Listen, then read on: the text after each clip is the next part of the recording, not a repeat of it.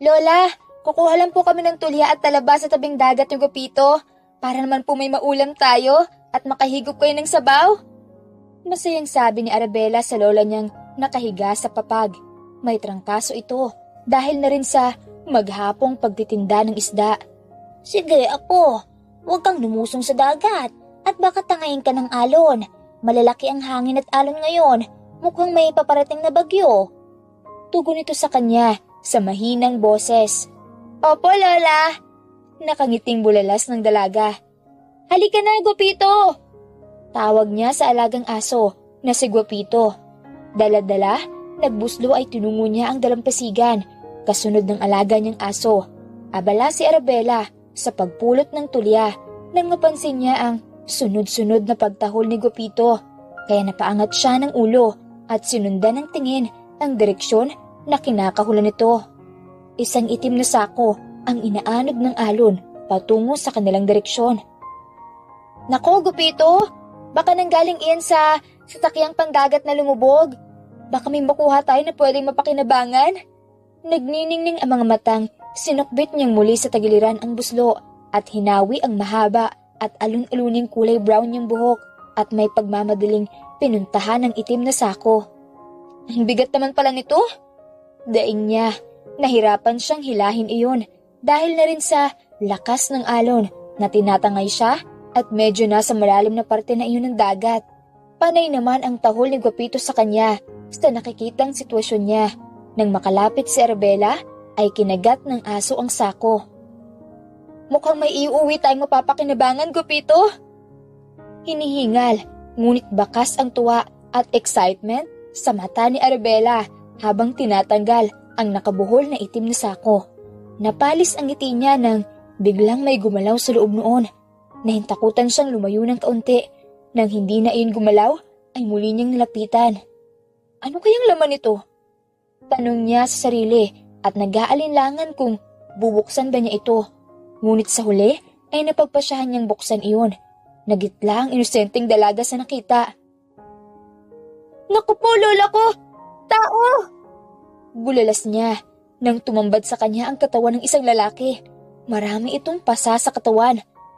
Ang gwapo niya, Gupito. Buhay pa kaya siya? Tanong niya sa aso at tumahol naman ito. Pero gumalaw siya kanina. Sabi pa niya at hindi malaman ang gagawin. Sinalat niya ito sa leeg at sa pulsa nito. May nararamdaman pa siyang pagpitik doon kaya nabuhayan siya ng loob. Tulong! Tulong! Sigaw niya, ngunit dahil malayo sila sa mga kapitbahay at sila lang ng lola niya ang nakatira doon, ay walang nakarinig sa kanya. Kaya matyaga niyang inalalayan ang lalaki papunta sa kubo nila na nasa di kalayuan. Ay, ang bigat naman niya. Ang laking tao naman kasi nito. Reklamo niya sa sarili dahil hirap sa paghihila sa lalaki. Tagaktak ang pawis niya nang makarating siya sa kubo. Lola! Lola! Hingal na tawag niya sa kanyang lola. Apo, anong nangyari? Bakit hingal na hingal ka? Tanong ng matanda sa apong halos hindi na makaakyat sa hagdan. Kahit masama ang pakiramdam, ay tumayo ito. Lola! May lalaking napadpad sa dalampasigan! Sagot niya at itinuro ang hawak-hawak na braso ng lalaki. Diyos ko! Baka masamang tao iyan! Nanlaki ang mga matang sambit ng matanda. Hindi naman po siguro, Lola. Tulungan po natin siya, Lola. Kawawa naman po. Ang dami po niyang pasa. Pakiusap niya sa matandang lola. Saglit pang nag-isip si Lola Paulina bago sumagot. O siya, tawagin mo si Tandang Kuding para magamot siya. Utos ng abuela. Agad na tumalima ang dalaga upang sunduin ang manggagamot sa kanilang lugar sa isla. Dahil may kalayuan ito, may isang oras siyang naglakad patungo doon kasama ang aso niyang si Gupito. Titig na titig si Arabella sa lalaking nakahiga habang natutulog. Nagumot na ito ni Aling Kuding at ayon dito ay okay na ito at hinihintay na lang na magising. Hindi rin naman malala ang mga pasa ng lalaki na sa tingin ni Aling Kuding ay ginulpi ito at isinilid sa sako. Ang gwapo talaga niya. Mahinang sabi niya.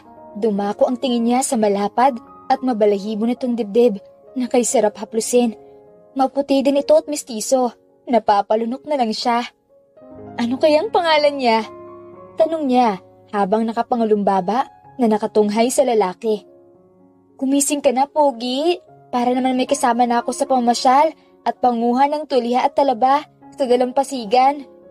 Kausap niya dito. Ang gwapo-gwapo mo? Ikaw ang nais ko maging nobyo.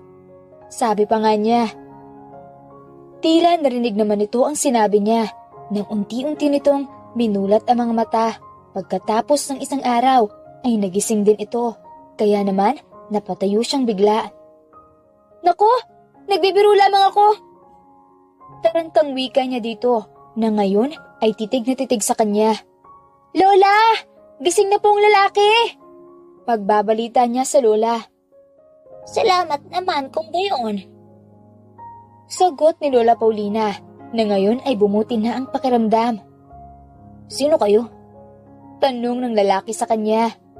Ako si Arabella at siya naman ang Lola Paulina ko. At ito naman, si Gopito, ang alaga kong aso. Ani ang hinimas ang ulo ni Gopito. Tumahol naman ito na parang naiintindihan ang nangyayari. Ikaw, anong pangalan mo? Balik tanong niya rito. Ako? Tila nag-iisip na tanong nito. Umiling ang lalaki. Hindi ko alam. Nagkatinginan sila ng lola niya. Apo, may Malaysia siya. Biglang sabi ng matanda. Ano pong Malaysia, Lola? Takang sabi ni Arabella dito. Napilit iniisip kung anong sinasabi ng matandang lola. Malaysia, iyon bang diferensya sa utak? Sabi nito habang nagsasali ng mainit na salabat sa tasa para ipainom sa lalaki. Saglit na nag-isip si Arabella. Ang ibig niyo po bang sabihin, may diferensya sa utak ang lalaking ito? Baka sa mukha ng dalagang si Arabella ang takot bago muling tumingin sa lalaki. Huwag po kayong matakot sa akin. Wala man po akong maalala pero tiyak ko pong hindi ako masamang tao at wala pong diferensya sa pag-iisip. Depensa ng lalaki sa sarili. Lola, mukha naman pong maayos ang utak niya. Kumusta naman ang pakiramdam mo? Kinuha ni Arabella ang tasa at nilagay sa tabi ng lalaki.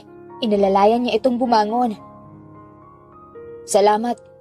Wika nito at inabot ang tasa. Napangiwi ito ng malasahan iyon. Pasensya ka na, iho. Purong salabat yan. Naubusan kasi kami ng asukal. Pero mas mainam naman iyan para sa kalagayan mo. Kung ganoong wala kang maalala dahil may Malaysia ka, bibigyan na lang kita ng pangalan. Wika ni Arabella habang nag-iisip. Alam ko na. Marcelo na lang ang pangalan mo. Simula ngayon. Putol ng matanda sa pag-iisip niya. Lola naman, bakit Marcelo? Pangalan ni Lolo yun ah. Nakalabing reklamo ng babae. Oo nga. Naalala ko kasi ang lolo mo sa kanya. Tulad ng lolo mo ay gwapo din siya.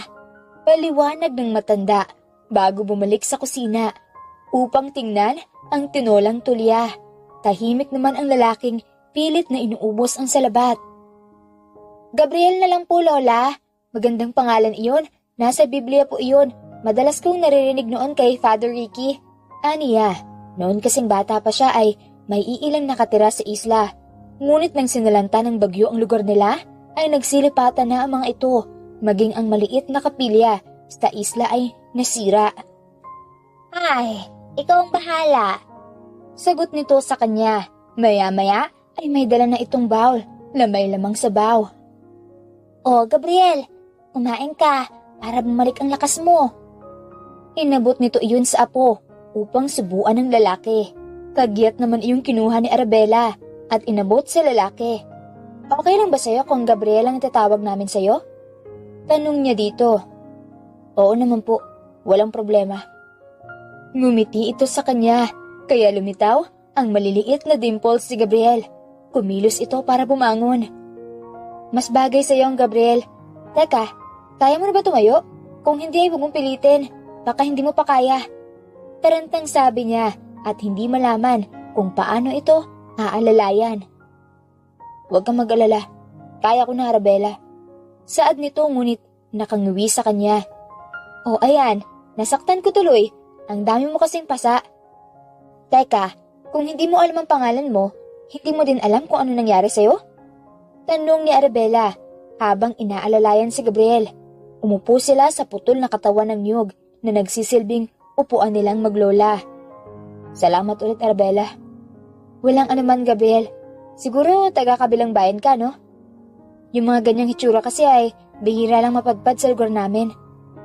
Wika niya dito, habang ito naman ay sa dagat nakatuon ng mga mata na wari ay may malalim na iniisip.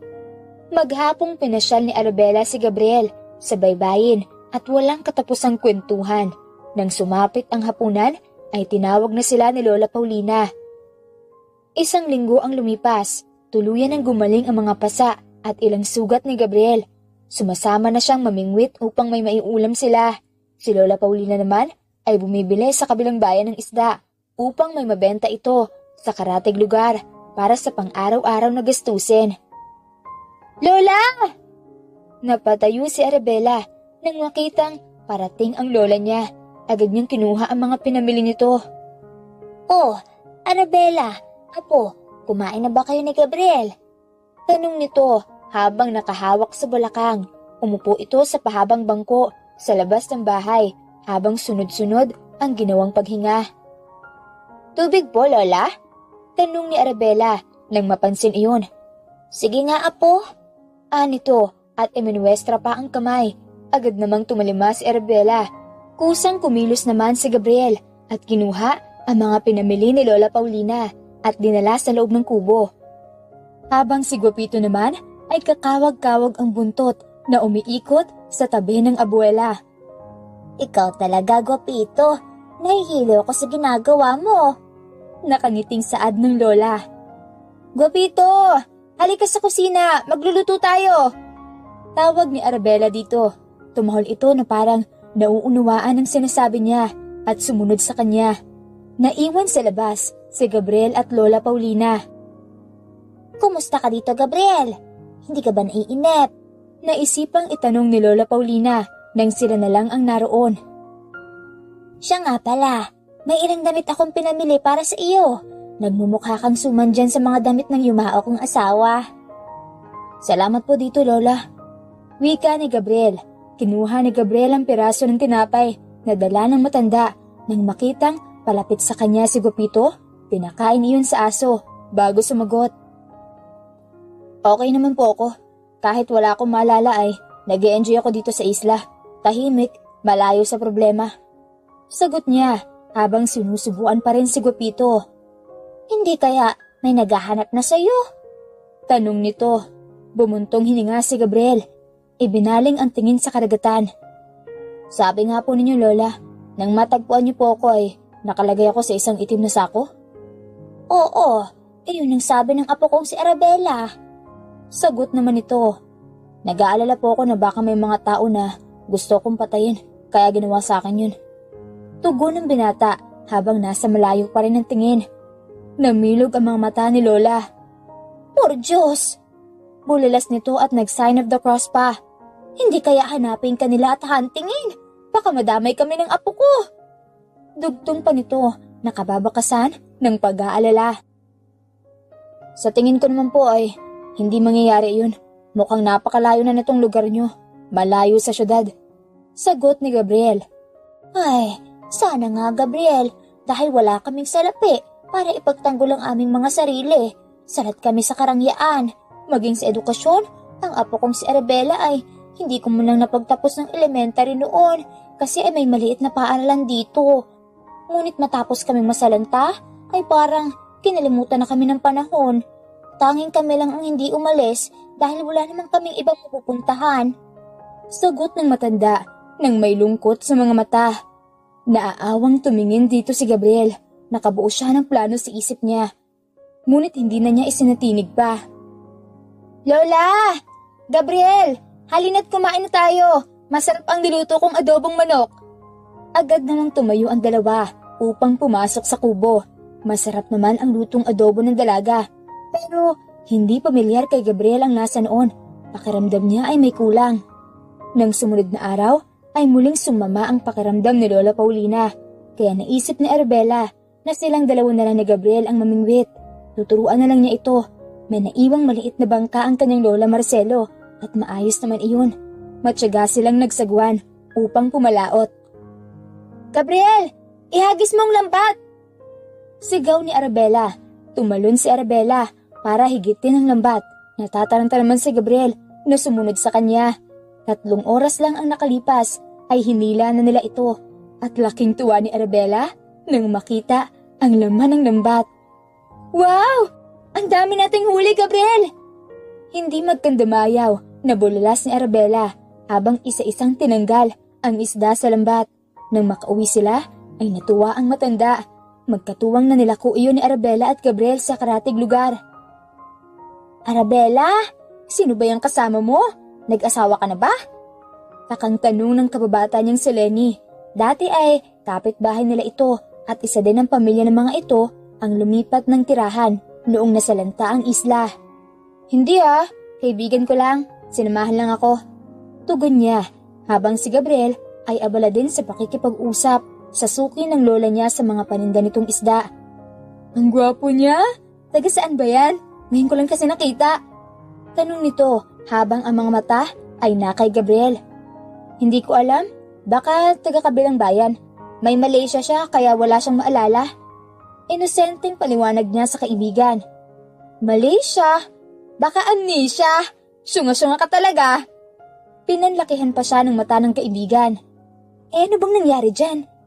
Curious na tanong nito. Sa tingin ni Lenny ay mayaman ang lalaking ito. Sa forma at tindig pa lang ay halata na. Maging sa kutis ng lalaki na tila hindi nasisikatan ng araw at parang wala itong pores sa sobrang kinis ng mukha.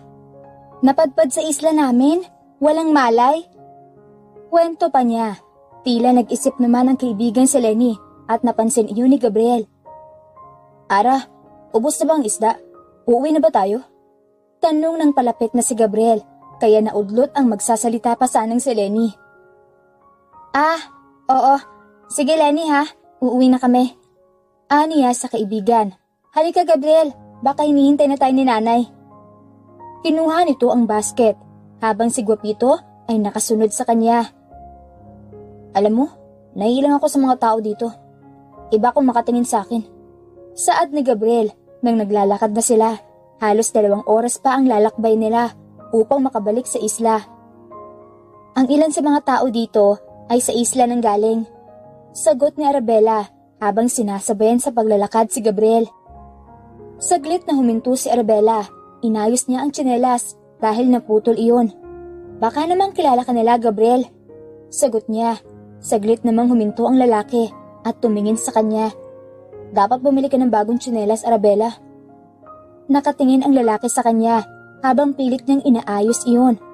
"Akin na nga at ako nga ayos niyan." Ngunit tumanggi ang dalaga. "Okay pa naman ito, Gabriel. Oh, kita mo? Maayos na ulit." Pagbibida pa ni Arabella, kaya napatitig dito si Gabriel. Napansin nito ang lumang suot na bestida ni Arabella. Medyo punit na ang laylayan nun. Ang mahaba at alun-alunin nitong buhok na kulay chocolate na sa tingin niya ay hindi kinulayan. Maganda ito at sexy at matangkad. Wala sa itsura ng dalagang pagiging Pinay. Kahit babad ito sa dagat, ay maputi at mamula-mula ang kutis ito at may ilang freckles din ito sa ilong. Ang mata naman nito ay brown na bumabagay sa malantik nitong pilikmata. "Uy, okay ka lang?" Napakurap si Gabriel nang kinumpas ni Arabella ang kamay sa harapan ng lalaki. Oo, tara na." Sa isip ni Gabriel ay naawa siya sa kalagayan ng maglola sa isla. Inakbayan ni Gabriel ang dalaga at masayang naglalakad pa uwi sa isla. Abala sa pagsibat ng isda si Gabriel habang si Arabella ay nakadapa sa buhanginan at nakamasid sa lalaki. "Ang gwapo niya, Guapito, ano? Sana balang araw, ganyan din ang pangasawa ko." Nakangusong sambit ni Arabella. Tumahol naman si Guapito na parang naiintindihan siya nito. "Shh! Huwag ka maingay. Baka isipin niya pinag-uusapan natin siya." Magikhik na sabi ni Arabella. "Alam mo, Guapito, parang ayoko nang bumalik siya sa dati. Mas gusto kong kasama natin si Gabriel." Nakatingin sa lalaking saad niya. Kumawag ang buntot ni Guapito na parang sinasabi nitong iyon din ang gusto nito, kaya malambing niyang niyakap ang alaga. Ngayon lang siya nakakita ng lalaking ganito kagandang katawan.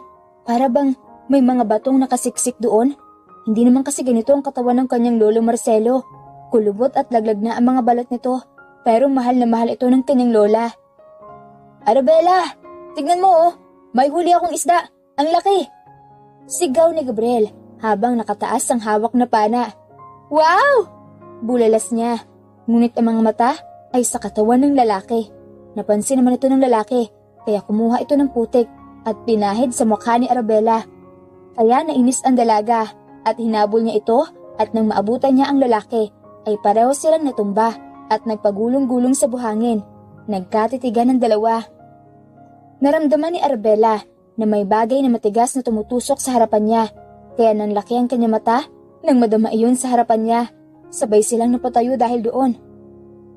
Halika, mukhang masarap itong ihawin.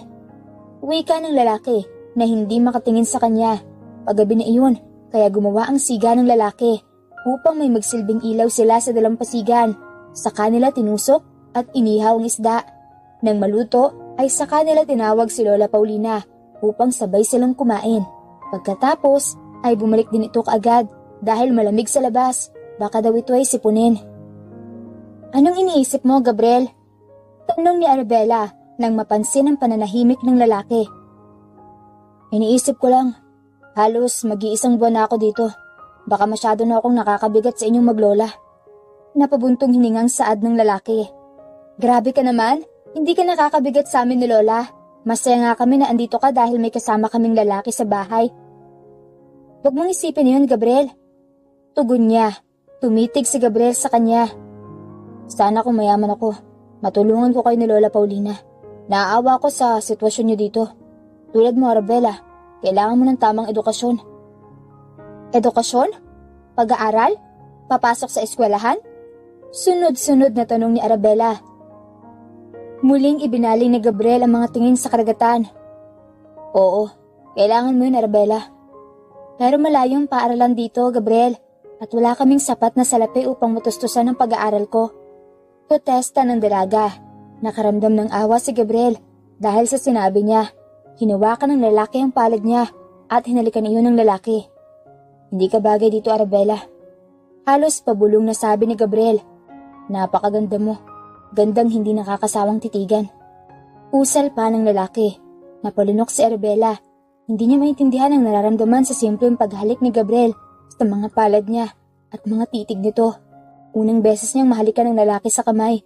May kung anong nabuhay sa inosente niyang damdamin para sa lalaki. Naramdaman niya ang paghawak nito sa pisngi niya.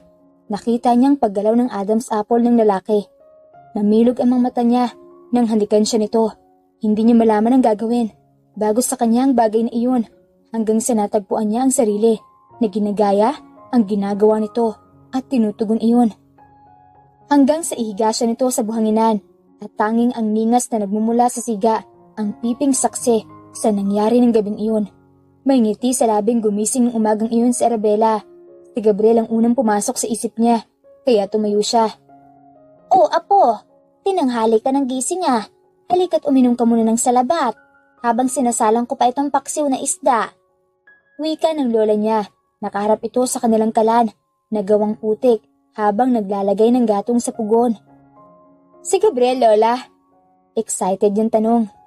Nasa labas, kumukuha ng panggatong. Siya nga ang nanghuli nitong mga isda, ang agang nagising ni Gabriel.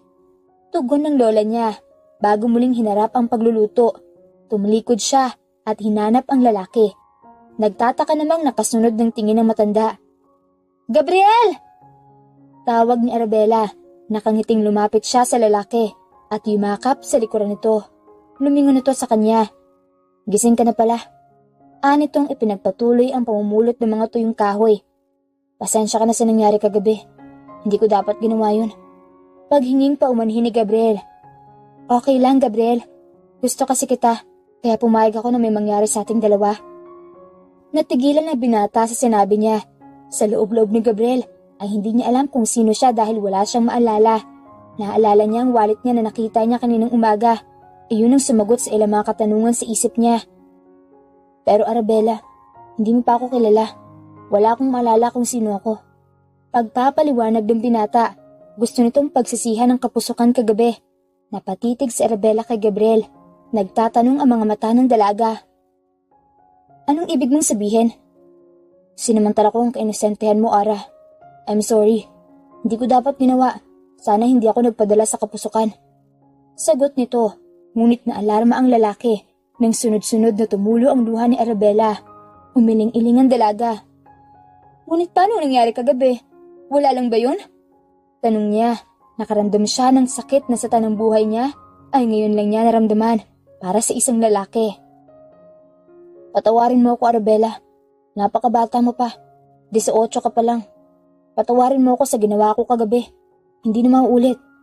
Paghingin pa umanhin ng lalaki. Ano ngayon kung 18 pa lang ako? Nararamdaman ko dito na mahal kita. Sagot ni Ara habang tinuro ang dibdib. To be honest, gusto din kita, Ara. Pero ayoko masaktan ka. May pakaramdam ako na hindi na ako malaya. Na may pamilya na ako. At natatakot ako para sa'yo. Kaya please, hanggat kaya mo pigilan ng sarili mo, pigilan mo. Pakiusap ni Gabriel. Tila na umid ang dila ng dalaga. Hindi siya makapagsalita. Lumingon siya nang tumahol si Gopito. Kasunod nito si Lola Paulina. Kaya napaunat si Ara at mabilis na pinahid ang luha. Halina kayo rito at kakain na.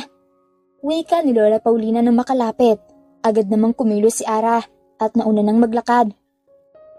Oh, Gabriel, nag-away ba kayo ng apo ko? Nagtatakang tanong ng matandang abuela nang mapansin itong hindi nag-iimikan ng dalawa sa hapag-kainan. Hindi naman po, Lola. Nagpaalam lang po kasi ako kay Ara na aalis na ako. Pagsisinungaling ng lalaki, pero iyon naman talaga ang plano niya. Hindi na siya pwede pang magtagal sa lugar na iyon. Napaangat ang mukha ng dalagang si Arabella na tahimik na kumakain. Mariin itong tinitigan si Gabriel. Aalis? Paano kang aalis? Hindi pa bumabalik ang alaala mo? Gulat na tanong ng matanda. May ideya na po ako kung sino ko. Mula sa suot na kupas na short ay inilabas ni Gabriel ang wallet niya. Napakumpas sa hangin si Lola Paulina. Oo nga pala, nakalimutan ko sabihin iyang wallet mo. Nakita ko yun sa bulsa ng pantalon mong suot ng mapadpad ka dito. Ipinatong ko dyan sa lumang aparador. Nakalimutan kong sabihin sa'yo, Gabriel. Natampal pa ng matanda ang noo. Bakit? Ano ba ang laman yan? May pera ba? Pagik-gik na tanong ng matanda. Meron po sana kaso punit-punit na, Lola. Ani ang isa-isang nilabas ang laman noon. Ang sira-sirang lilibuhin at ID ni Gabriel at ATM card at ang picture nito kasama ang batang lalaki. Umalo ng dibdib ng dalaga sa nakita.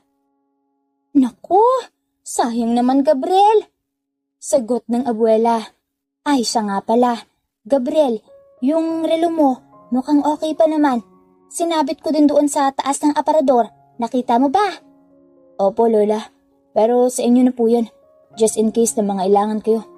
Pwede niyo po yun ibenta o isang la. Suwestyon ng lalaki. Nako, hindi na kailangan, Gabriel. Kami naman ni Ara ay kontento na sa buhay namin dito. Sanay kami na walang pera. Huwag mo kaming alalahanin. Basta sa inyo na po yun, Lola. At siya nga po pala, ayon dito sa ID ko rito ay Travis Mendoza ang totoo kong pangalan. Sabi nitong kay Ara nakatingin. Muling yumuko si Arabella. Gusto niyang umiyak dahil aalis na ito. Pupunta ako sa bayan. Makikigamit ako ng telepono. Tatawagan kong kaibigan ko. Baka sakaling matulungan niya ako. Tumayo ito. Hudyat na tapos na ito sa pagkain. Ilang saglit lang ay gumayak na ito upang pumunta sa bayan. Gusto mo bang samahan kita? Tanong ng dalaga. Hindi na, Ara. Dumito ka na lang. Babalik din ako kaagad. Dumiretso na ito palabas at tinahak ang daan patungo sa kabayanan. Kaya napasunod na lang ng tingin si Ara dito. Kalahating oras na naglalakad si Gabriel papunta sa sakayan patungong bayan. At mula sa sakayan ay 2 oras pa ang biyahe. Iyon ang nagsisilbing bayan malapit sa isla. Matyaga siyang naghihintay ng dadaang tricycle nang may pumaradang sasakyan sa tabi niya. Kumunot ang noo ni Gabriel nang sa direksyon niya palapit ang 3 kalalakihan. Napaatras siya nang maglabas sa mga ito ng barel at na makalapit ang isa, tinalo nito ang ulo niya at tinutukan siya ng baril ng isa pa. Pinahirapan mo kami. Pabuti na lamang may nagtimbre sa amin na dito ka napadpad. Kahit siyang pa ang buhay mo, Travis. Sigaw ng isa at puwersahan siyang isinakay. Nanlabo ang paningin ni Gabriel sa lakas ng pagpalo sa kanya kaya napahawak siya sa kanyang ulo. Ilang mga alaala ang pumasok sa isip niya. Samantala, inip na si Arabella dahil paggabi na, ngunit wala pa rin si Gabriel. Wala pa rin ba si Gabriel? Nag-aalala na rin ang lola niya. Wala po, Lola. Ang lakas ng kabog ng kanyang dibdib.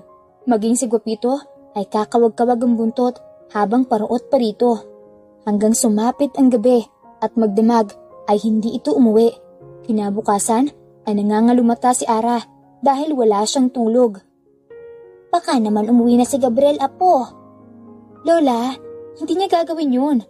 Pagtatanggol ni Ara sa lalaki, bumuntong hininga na lang ang abuela niya. Lola, baka napahamak si Gabriel. Baka nakita siya ng mga bumugbog sa kanya. Hindi mapigil ang bulalas ni Ara. Wag naman sana, apo. Kabig nito. Ilang araw ang lumipas. Walang Gabriel na bumalik. Naipagtanong na rin nila sa kabinan. Ngunit wala silang makuhang impormasyon. Ipinagpalagay na lang nilang umuwi na talaga ang lalaki nang makatawag ito sa sinasabi nitong kaibigan. Sa kabilang dako naman, umigting ang panga ni Travis nang habang nakatago siya sa likod ng pinto ng kwarto. Sa labas ay kausap ng ex-girlfriend niyang si Charlotte, si Marcus. Bakit ayaw mong papapirmahan sa kanya mga papeles? Para matapos na ang problema natin. Pipirma yun kapag tungkol na sa bata ang pag-uusapan. Habang may amnesia pa si Travis. Kita mo, hindi niya maalala ang ginawa natin sa kanya noon. Umalakhak na sabi ng lalaki. Ang mga sakim. Sigaw ng utak ni Travis. Gustong kamkami ng mga itong kayamanan niya at hindi siya papayag sa gustong mangyari ng mga ito. Naghihintay lang siya ng tamang panahon para maidakip niya ang dalawa. Sumandal sa pinto si Travis. Matagal nang bumalik ang alaala niya. Nagpanggap na lamang siyang walang maalala para hindi siya pahirapan ng mga ito. Sa kamay niya ay hawak niya ang kanina pa tinitignan na marriage certificate. Nakalagay doon na kasal siya kay Charlotte. Sinamantala ng mga ito habang wala siyang maalala. Hindi niya alam kung saan pinagawa ng babae ang fake marriage certificate na iyon. Si Charlotte ay dati niyang girlfriend. Magpapakasal na sana sila noon. Nang malaman niya ang sikreto nito at ni Marcus, hindi niya anak ang batang pilit na pinapaako sa kanya ni Charlotte at ginawang dahilan ito ng babae para alakin niya ito ng kasal. Pero bago iyon ay nalaman niya agad ang totoo at kinumpronta niya ang mga ito. Kaya itong dahilan ng kanyang pagkamatay. Pinabugbog siya ni Marcus at sinilid sa sako at itinapon sa dagat. Ngunit may nagtimbre sa kanilang buhay siya at nagtatago sa isang isla. Ngayon naman ay ang Isla Escobar na naman ang gusto kunin ng mga ito dahil lalaman ng mga ito na walang nagmamay-ari sa isla.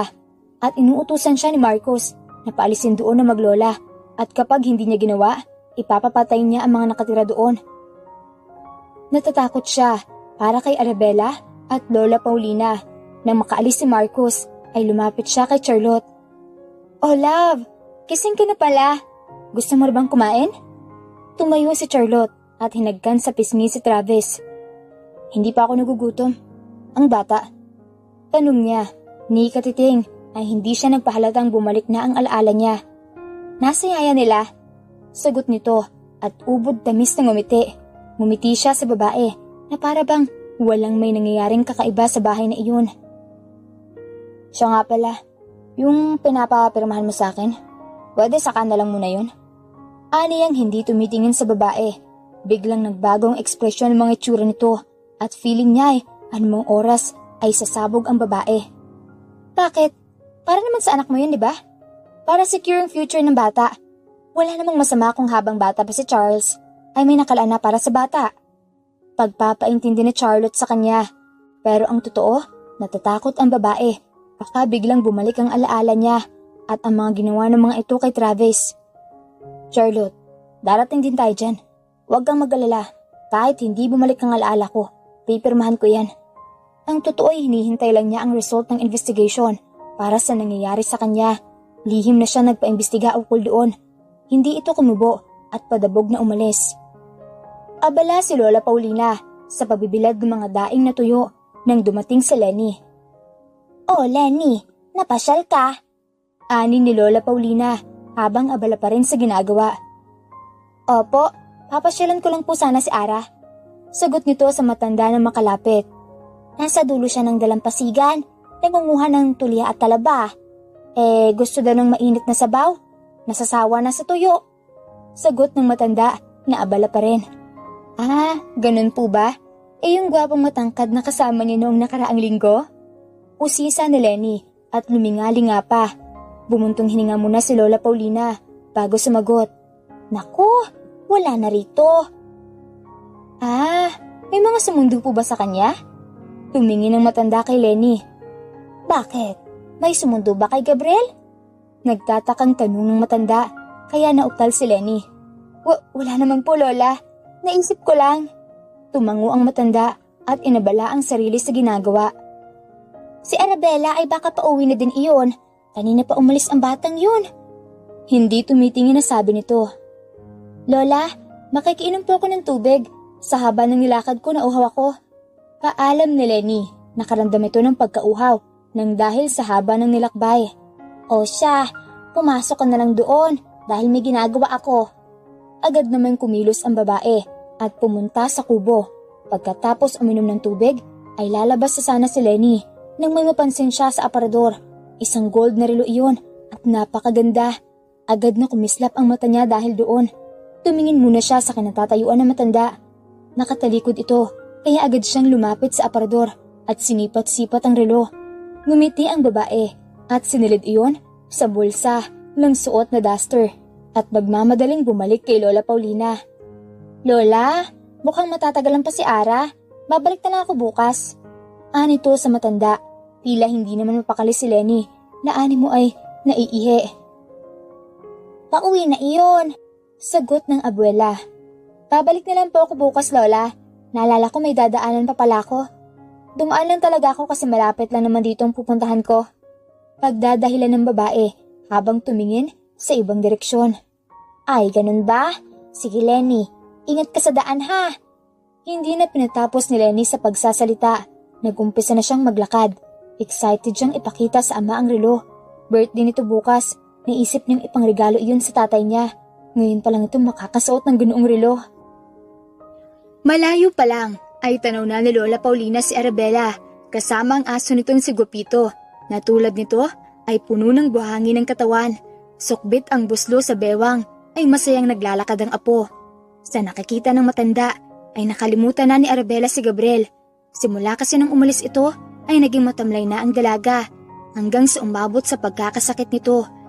Maya-maya ay nakarinig sila ng tunog mula sa himpapawid. Isang chopper ang naglanding sa di kalayuan. Ano iyan, Lola? Ngayon lang po ako nakakita ng ganyang sasakyan. Inosenteng tanong ng dalaga. Parang isang malaking tutubi. Dagdag pa nito, hindi makapaniwalang kinusot ng dalaga ang mga mata, kaya lalong kumalat ang putik sa mukha nito. Hindi yan tutubi, apo. Eroplano yan. Ganyang sasakyan ang lumilipad sa himpapawid. Pagpapaliwanag ng matanda na may pagtataka nang hindi alam ang pagkakaiba ng mga sasakyang panghimpapawid. Anong ginagawa noon sa isla? Eroplano po? Ang ganda! Gusto kong makasakay dyan, La! May excitement sa boses ni Ara. Sinuway naman ni Lola Paulina ang dalaga nang makitang bumaba ang sakay ng chopper.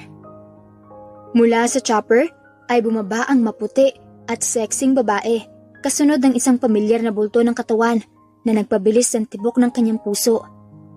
Gabriel? Mahinang sambit ng dalaga nang makita ito. Akmang lalapitan ito ng dalaga nang pigilan siya ng kanyang lola. Apo, tumito ka lang. Mahinang saad nito habang sa mga panauhin nakatingin. So, kayong mga hampas lupang maglola pa lang nakatira dito?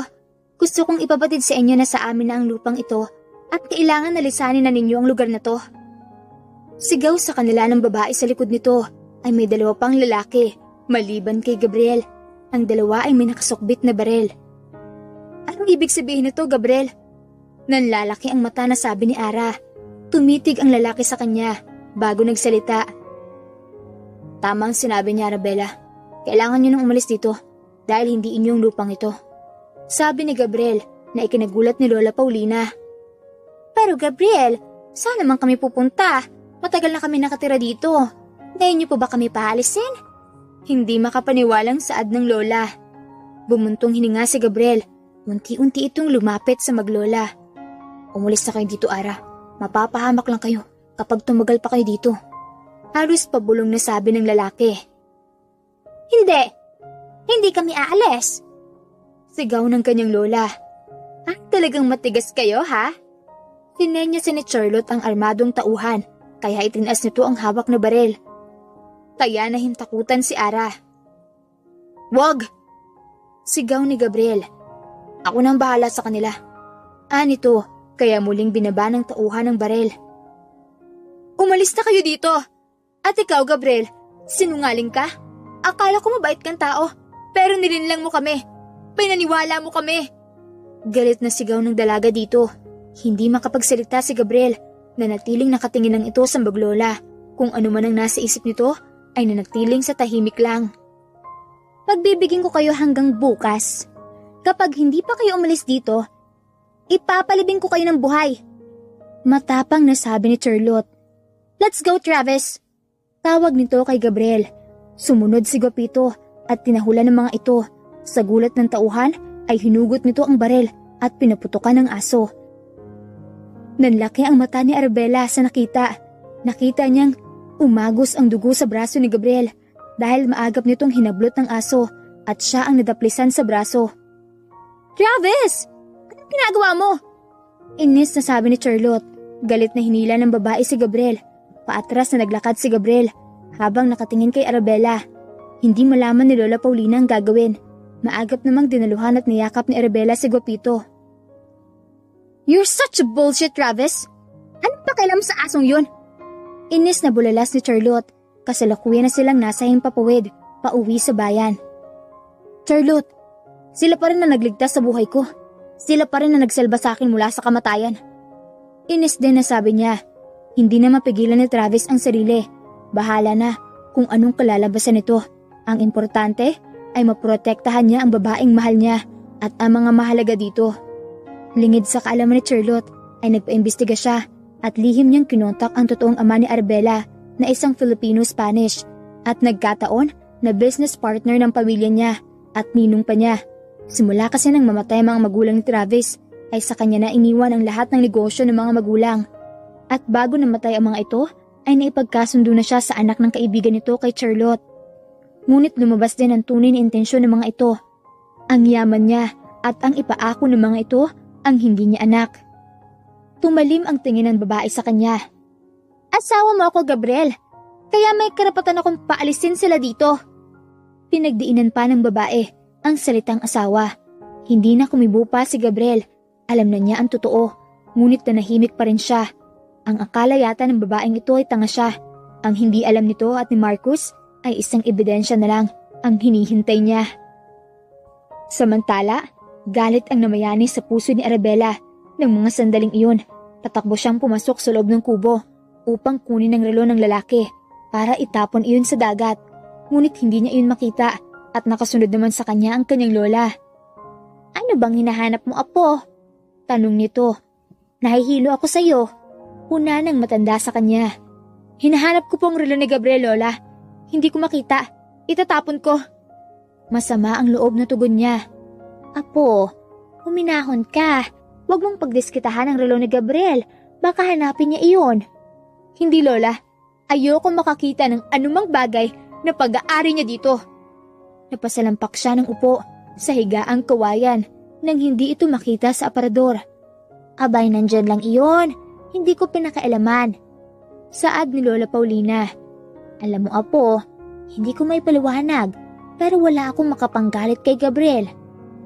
Ewan ko, Lola, pero pakiramdam ko, niloko niya tayo.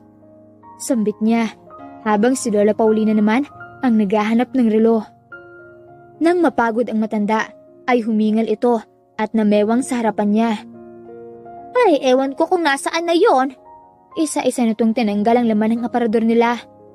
Lola, aalis pa rin ba tayo? Saan naman tayo pupunta? Kailangan apo, dahil ang islang ito ay pag-aari ng mga Escobar. Binigay ito sa mga tao noon pero baka binawi na nila. Malungkot na sabi ng kanyang abuela habang abala sa pagliligpit ng mga damit niya. Kumunot ang noo ni Arabella. Bakit damit ko lang po ang nilalabas nyo? Makinig ka apo, si Antonio Escobar ang totoo mong ama. Eto na ang oras para malaman mo ang totoo. Hindi mo ako tunay na lola. Dati akong katulong sa mansyon ng mga de la Merced at tumatayong yaya ng tunay mong ina. Dahil sa takot niya noon, dahil sa maagang pagbubuntis ay tinago ni Vilma ang pagdadalang tao. Malupit ang ama ni Vilma na si Gustavo at dahil hindi pa noon mayaman ang ama mong si Antonio, sumama si Vilma noon dito sa isla para itago ang pagbubuntis niya. Pagsasalaysay ni Lola Paulina, tumulo ang luha nito sa pag-alala ng nakaraan. Hindi makapaniwala si Arabella sa narinig. Pero minahal kita ng parang tunay kong apo, Arabella.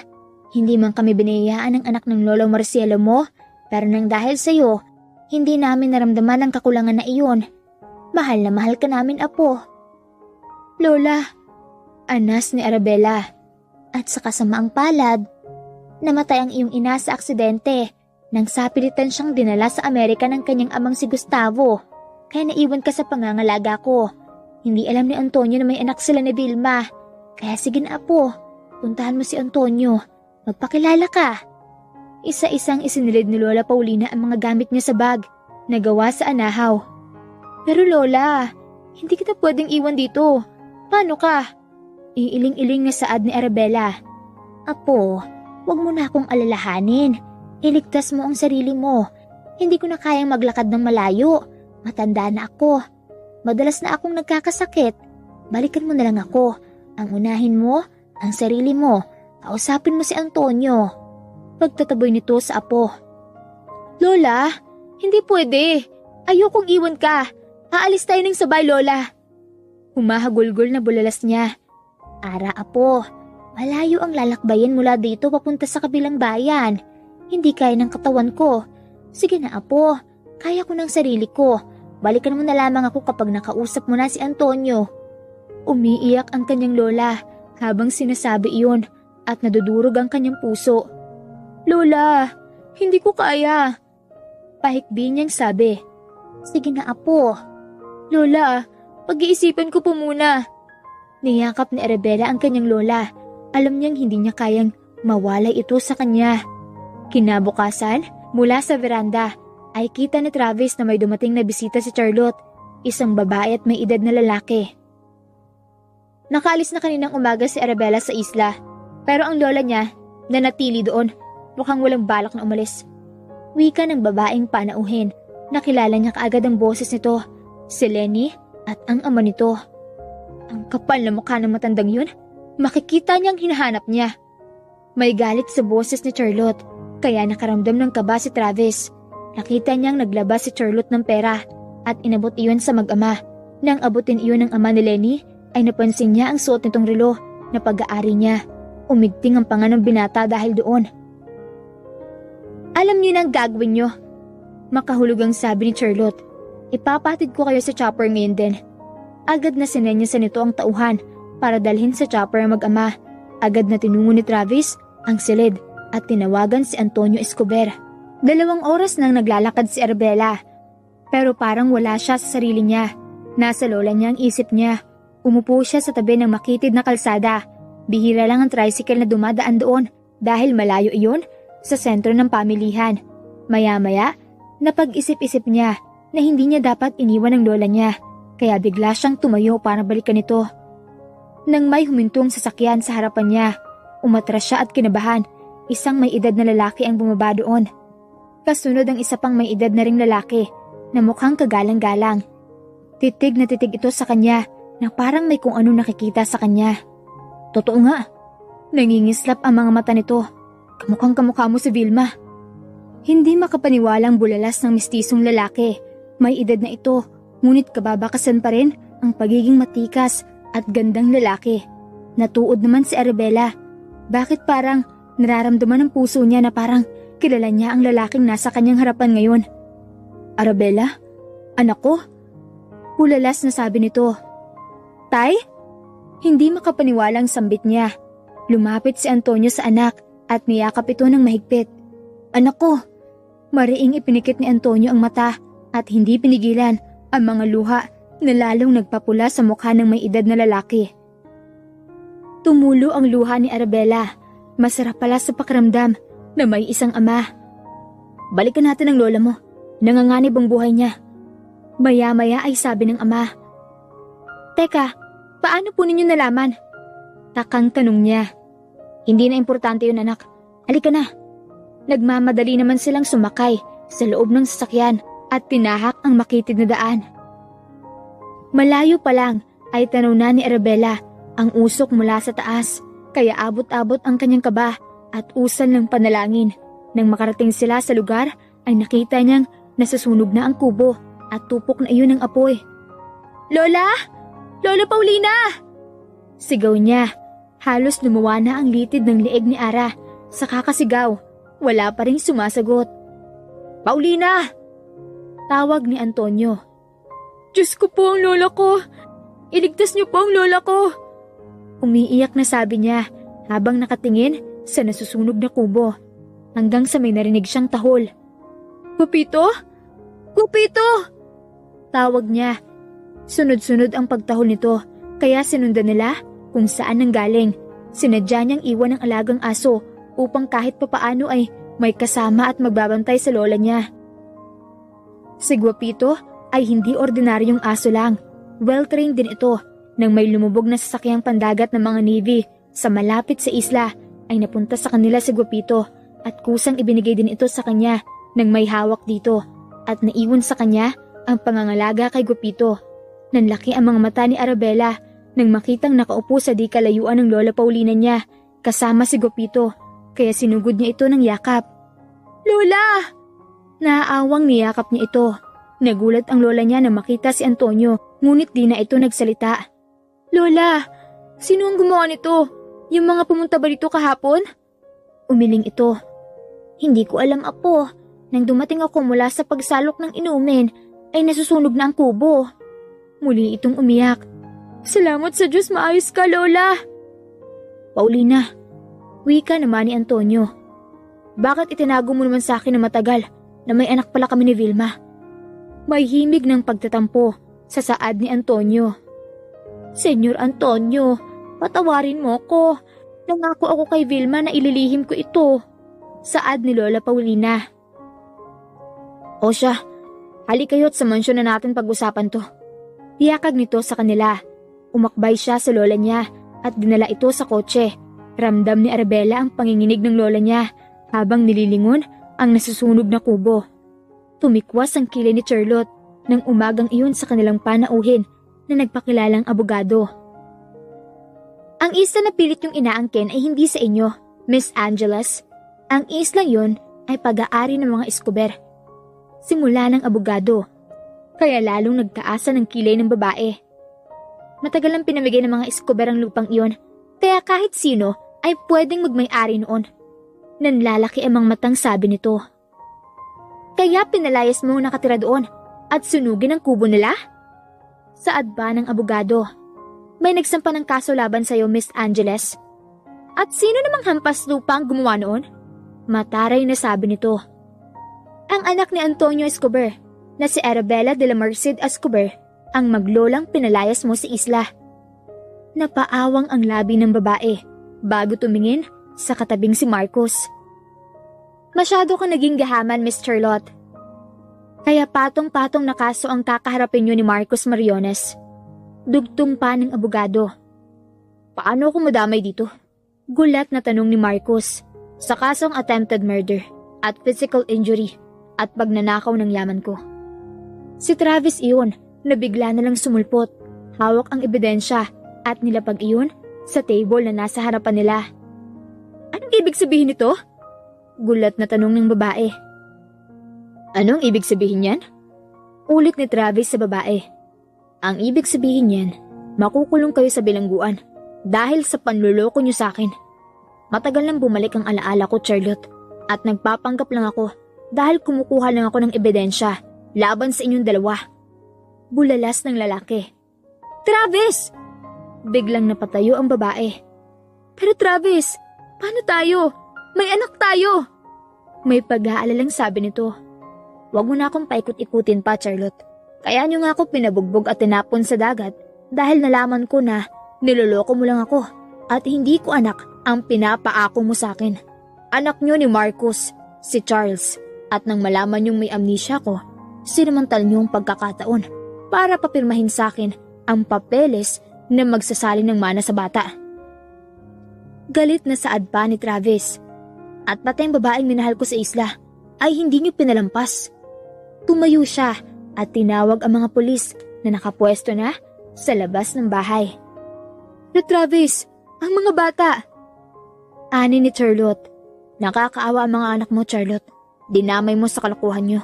Huwag ka mag-alala dahil nasa poder ko sila. Ia-adapt ko sila legally at mawawalan ka ng karapatan sa kanila. Nang pumasok ang mga pulis ay walang nagawa ang mga ito nang arestuhin sila. Thank you so much sa mga tulong mo kay Mr. Escobar. Nakipagkamay sa kanyang abogado. Salamat din, attorney. Kamusta nga palang maglola? Tanong ni Travis. Ang totoo'y nasasabik na siyang makita ang babaeng minamahal. Ngunit tinitiis niya dahil napakabata pa nito at may magandang plano ang ama para sa kinabukasan ni Arabella. She's good now. Lilipad na sila patungong Spain para sa pag-aaral ni Arabella. Wika ng abogado. Isang malalim na paghinga ang binitawan ni Travis. Maghihintay siya para sa babaeng minamahal. Patakbong tinungo ni Arabella ang banyo nang makaramdam ng pagsusuka. Kasalukuyan siyang nag-home study para sa kanyang pag-aaral. Nakaramdam siya ng pagkahilo. Dahilan para mawalan siya ng malay. Mabuti na lamang ay maagap ang kanyang kasambahay at nasalo siya nito. Madam? Madam! Nahintakutan na saad nito sa walang malay na amo. 7 taon ang mabilis na lumipas, taong 1997. Kasalukuyang tinatapos ni Arabella ang kolehiyo habang pinagsasabay ang pamamahala ng kanyang mga negosyo. Ngayon ay kailangan niyang umuwi sa Pilipinas upang bisitahin ang kanyang lola kasama ang kanyang anak na si Gabriela na ngayon ay 6 na taon na. Kumusta kayo dyan, Lola? Tanong niya sa kanyang lola Paulina habang kausap niya ito sa cellphone. 80 years old na ito pero malakas pa rin. Namimiss ko na po kayo. Kumusta rin po si Gupito, Lola? Ayun, nasa labas. Nakikipaglaro dun sa girlfriend niya. Naku apo, alam mo ba yung si Gupito? Abay nakabuntis na. Yung alaga ng kapitbahay natin dito ay iniwan sandali dito. Ayun, pinunlaan agad. Nagtaka na lang kami, nagsumbong itong kapitbahay nating si Olga. Nabuntis ang alaga niya. Wala namang ibang lalaking aso na umaaligid sa alaga ni Olga. Si Gupito lang. Malapit na ngang mga anak. Mahabang pagkukwento ng kanyang lola. Wow, ito talagang si Gupito. Maloko din pala.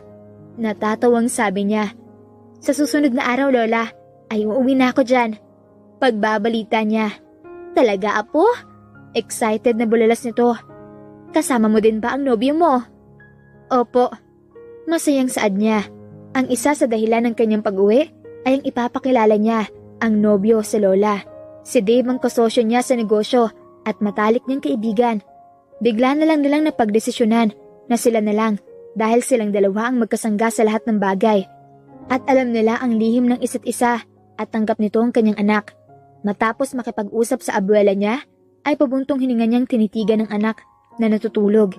Hanggang sa dumating ang araw ng pag-uwi nila ng anak, si Dave ay susunod na lang sa Pilipinas dahil marami itong negosyo na dapat pang asikasuhin.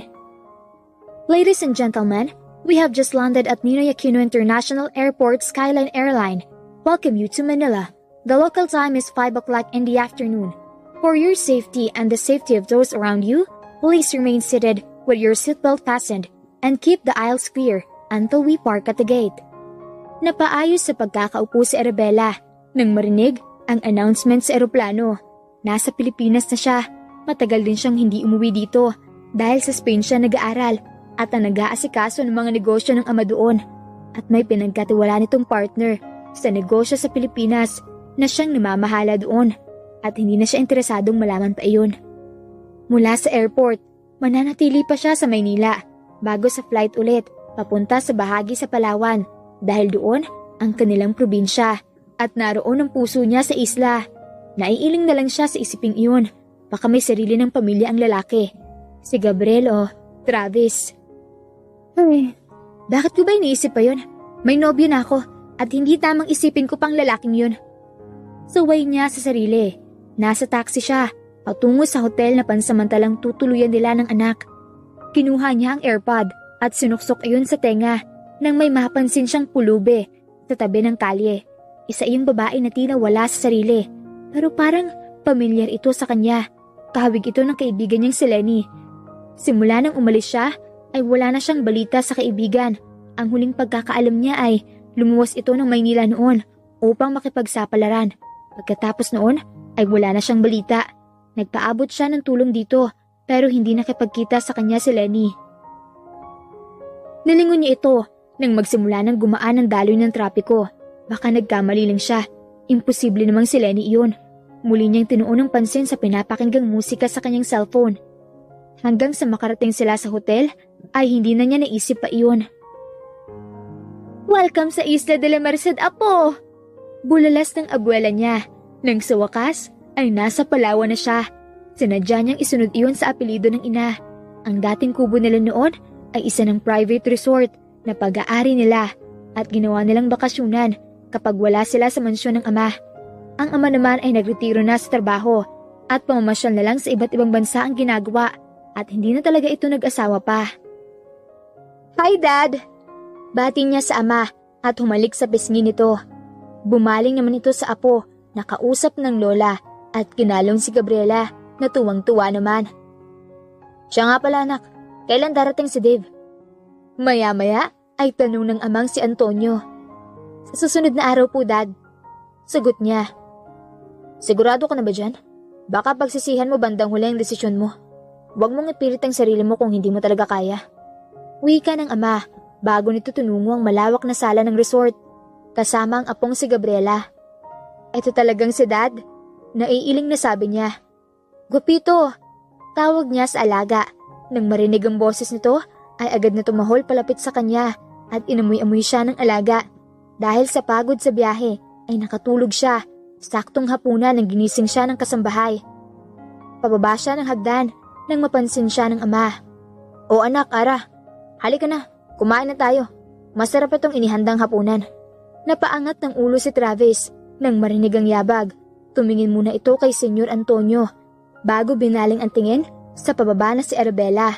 Napakurap si Travis ng mata nang tuluyang masilayan ng babaeng matagal na niyang hindi nakikita. Ang babaeng patuloy pa rin niyang sinisinta. Ibang-iba na ito ngayon, sopistikada at sobrang ganda at hindi tulad noon na inosente at mukhang utu-uto. Ngayon ay palaban ng aura nito. Lumakas ang tibok ng puso ni Travis nang magtama ang mga mata nila. Nakita niyang pagkagulat sa mga mata ni Arabella. "Siya nga pala, anak. Si Travis, CEO din siya ng City Homes at stockholder ng isa sa mga kumpanya natin. And besides, inaanak ko din na namamahala ng mga negosyo natin dito sa Pilipinas.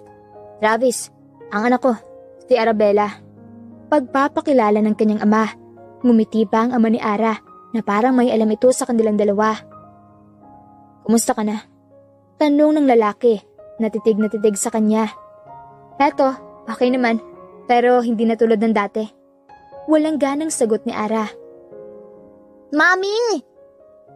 Sabay silang lumingon sa batang palapit na nakasuot ng swimsuit. Biglang nataranta si Ara dahil doon. "Ma'am, ayaw na pumaligo ni Gabriela." Kakamot-kamot ng ulo na wika ng kasambahay. "Dalhin mo muna siya sa silid. Doon muna kayo." Utos niya sa mga ito. Napako naman ang mata ni Travis sa batang babae. Pakiramdam niya ay para siyang nananalamin. "Sandali. How old are you, baby girl?" Tanong ni Gabriel sa bata at bibo naman itong sumagot. 6 years old po." Ngumiti pa ito sa lalaki. "Iakyat mo na siya! Dali!" May pagmamadaling utos ni Ara sa tagapag-alaga ng anak. Nagtatanong naman ang mga mata ni Travis kay Arabella at pilit na hinuhuli ang mga mata nito pero tahimik na ipinagpatuloy ni Ara ang pagkain. Kaya nang matapos sila sa pagkain ay agad na sinundan ni Travis si Arabella. Nang makita niya ito ay nakatanaw sa mga bituin sa labas ng resort. Meron kang hindi sinasabi sa akin, Ara. Hindi na nagulat pa ang dalaga sa pagsulpot ni Travis. Wala naman akong dapat ilihim sa'yo. Wika niya habang hinihimos ang braso dahil sa lamig. Anak ko si Gabriela. Tama ba? Tila nanguusig ang mga matang saad ni Travis. Hindi kaagad nakasagot si Ara. Sukol na siya. Bakit pa niya ililihim? Oo. Sabi niya sa mahinang boses. Bakit hindi mo sinabi sa akin? Nag-aapoy sa galit ang mga mata ng lalaki sa kanya. Para ano pa? Hindi ba't may pamilya ka na? Gustong tumulo ng luha niya pero pinigilan niya. Tumawa ng pagak si Travis sa sinabi ni Ara. Wala akong pamilya, Ara. Wala akong anak at asawa. Si Gabriela lang ang nag-iisa kong anak. Ang anak natin. Walang katotohanan ng tungkol sa amin ni Charlotte. Pagpapaliwanag ng lalaki. Napaawang ang labi ni Ara sa sinabi nito. Marami pa tayong dapat na pag-usapan, Ara. Alam mo bang hinintay kita ng matagal? Alam ng daddy mo kung gaano kita kamahal. Hindi ako naglihim sa kanya. Pag-amin ng lalaki sa kanya, namumula ang sulok ng mga mata ni Travis na tila gusto nang umiyak. Bakit ngayon lang? Huli na ang lahat! Halos pasigaw na sabi niya dito. Dahil ayoko masira ang pangarap ng daddy mo para sa'yo. Nakiusap siya sa akin. Napapag-aralin ka muna bago kita formal na ligawan. Hindi niya sinabi sa akin na buntis ka. Paliwanag nito. Anong ibig mong sabihin? Aniyang mabilis na pinunasan ng mga luha. Handa naman ako maghintay, Ara. Hindi pa naman huli ang lahat, di ba? Muli siyang napailing. May nobyo na ako at pupunta siya dito para makilala ang pamilya ko. Hindi mabasa ni Ara ang ekspresyon ng mukha ni Travis habang nakatingin sa kanya dahil natahimik ito. Hindi yan totoo. Mahinang anas nito. Totoo at balak na namin magpakasal. Umigting ang panga ng lalaki. Mabilis siyang hinapit nito sa bewang at siniil ng halik. Nagpumigla si Ara pero sa huli ay nadala ito at nagpatangay siya. Nang mahimasmasan ay malakas niya itong itinulak. Hindi tama to. Humihingal na sabi ni Arabella. Nararamdaman kong ako lang ang mahal mo, Arabella. May pagsusumamo ang mapupungay na mata ng lalaki. Ang tagal kong hinintay na balikan mo ko. Nakausapin mo ko. Pagkatapos mo akong iwan na walang pasabi. Sumbat niya. Ara, patawarin mo ako noong panahong umalis ako para tumawag sa kaibigan ko sa bayan. Nahuli ako ng mga tauhan ni Charlotte. Bawat kilos ko, binabantay nila at pilit nila akong pinapapirma na isalin ng yaman ko sa mga anak niya. Paliwanag ni Travis sa kanya. Ang isa sa hindi ko matanggap, ang pagpapalayas mo sa amin sa isla. Sigaw niya dito. Napatitig ito sa kanya. Hindi ba pinaliwanag sa'yo ng daddy mong bagay na yan? Umiling siya. Pinilit nila ako. Kapag hindi ko kayo kinumbinse na paalisin sa isla, ay papatay nila kayo ni Lola Paulina. Pero ang lahat ng plano ko para sa'yo ay sinasabi ko sa ama mo. Matagal na kitang gustong kausapin, Ara. Pero nakiusap sa akin ng daddy mo na wag muna. Kaya ang sabi ko, maghihintay ako ng tamang panahon para sa'yo. Pero mukhang huli na ako. Nakayukong saad ng binata sa kanya. Maging okay na lang sana tayo para sa anak natin. Kahit para kay Gabriela na lang. Wika ni Arabella kay Travis na ikinalaglag ng balikat ng lalaki. Nais itong magwala. Sumigaw at ipaglaban ang nararamdaman. Pero mismong si Ara na ang bumitaw. Nais tumulo ng luha ni Arabella. Inaamin niyang mahal pa rin niya ito at ito pa rin ang tinitibok ng puso niya. Bago pa man tumulo ang kanyang luha, ay mabilis nang tumalikod si Ara. Habang si Travis at Gabriel ay tahimik na nakayuko habang tumutulo ang mga luha. Naramdaman ni Travis ang pagtapik sa kanyang balikat. Nang tingnan niya ay si Senyor Antonio iyon. Pasensya ka na, Travis. Nanahimik ako. Gusto ko kasing mag-focus si Arabella sa pag-aaral at sa mga bagay na matagal niyang hindi nakamtan. Kung talagang kayo ay kayo at gagawang Diyos ng paraan para sa inyong dalawa. Pasensya ka na kung hindi ko sinabi sa'yo na may anak kayo. Muling tinapik ng matanda sa balikat si Travis. Saka ito sumunod sa anak. Napabuntong hininga na lang ang lalaki. Lumabas siya ng beach resort at nagmaneho paalis. Nang dumating ang araw ng pagdating ng nobyo ni Arabella, ay nagpaayos ito ng isang handaan para sa pagpropose ito sa babae. Kaya matinding kaba ang nararamdaman ni Ara ng mga sandaling iyon. Hawak-hawak ni Travis ang isang imbitasyon sa engagement party ni Arabella at nobyo nitong si Dave Almazor. Binigyan siya ng imbitasyon ng Lola Paulina Ang sabi nito ay ipaglaban niya ang babaeng minamahal. Wala siyang balak na pumunta at gumawa ng gulo dahil desisyon na iyon ni Ara at wala na siyang magagawa. Ngunit may kung ano nag-udyok sa kanya na pumunta. Pagdating niya ay nakita niyang nakaluhod ang isang paa ng lalaki at nagtatanong ito ng, "Will you be my wife?" Habang isang malamyos na musika ang sumasabay na lalong nagpalungkot sa kanyang puso. Napakurap si Travis, namumula ang mata niya sa mga namumuong luha doon. Sa tabi ng ama nitong si Antonio at hawak ng doon ang kanyang anak na si Gabriela. Dumako ang tingin ng babae sa bagong dating na si Travis, kaya tila naging slow motion ng lahat. Mabilis na tumalikod ang lalaki at bumalik sa kotse. Doon ay hindi niya pinigilan ang sariling luha. Tumayo mula sa pagkakaluhod si Dave. Nakatatlong tanong na siya, ngunit hindi sumasagot ang naiiyak na babae. "I'm sorry Dave, pero..." Hindi na ituloy ni Ara ang sasabihin nang pinigilan siya ni Dave. "Wala kang dapat na ipaliwanag sa akin, Ara. Alam ko kung sinong mahal mo at ginagalang ko iyon. Salamat sa pagtanggap mo sa akin kahit alam mong bading ako. Salamat sa pagmamahal ng isang kaibigan. Tama na ang pagkukunwari natin. Palayain na natin ang sarili natin. Ilalabas ko na din ang totoong ako at ilabas mo na rin ang totoong nararamdaman mo. Wala na akong pakialam kung muli akong pagpiestahan ng media dahil sa pagiging gay ko." Wika ni Dave na humihikbi. Lumabas ang totoong ito mula sa pagiging lalaking lalaki ay naging malambot ito. "Thank you Dave. Thank you best friend." Biglang tumakbo palabas si Ara at nagbabakasakali na naroon pa si Travis. "Go Besh!"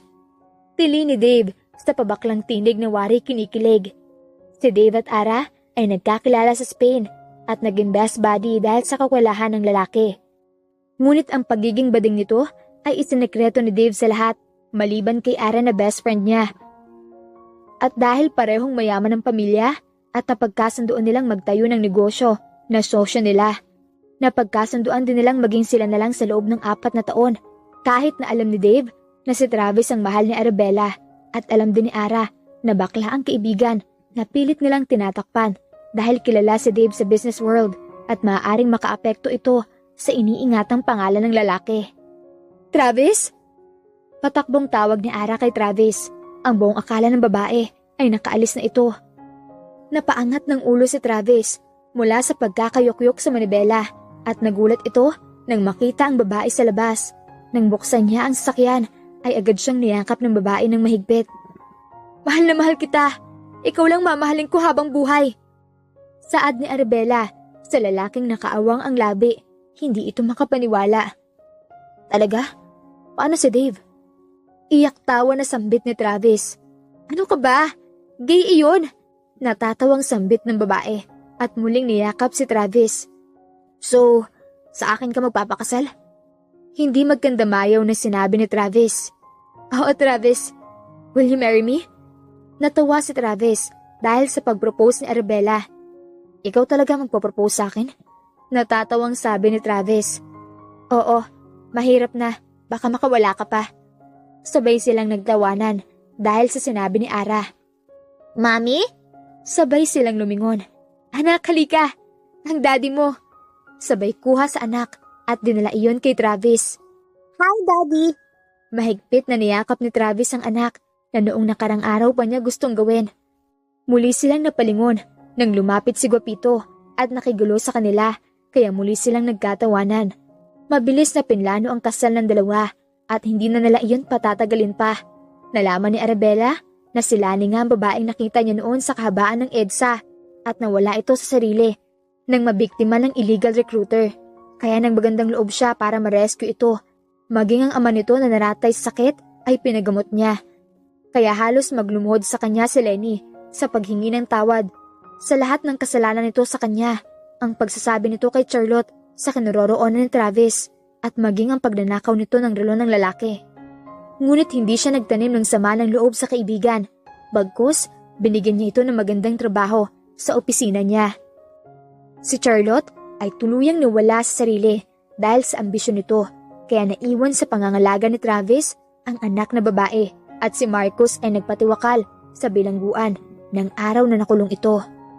Ang kasamaan sa kapwa ay may kapalit na parusa at karma, kaya habang tayo ay nabubuhay, ay maging mabuti tayo sa ating kapwa dahil ang pagiging mabuting tao ay may kapalit na kasaganahan at pagpapala.